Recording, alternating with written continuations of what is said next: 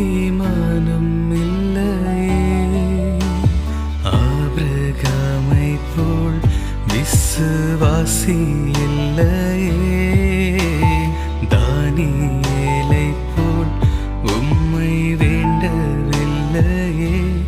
நான் நானாக தானாக வந்து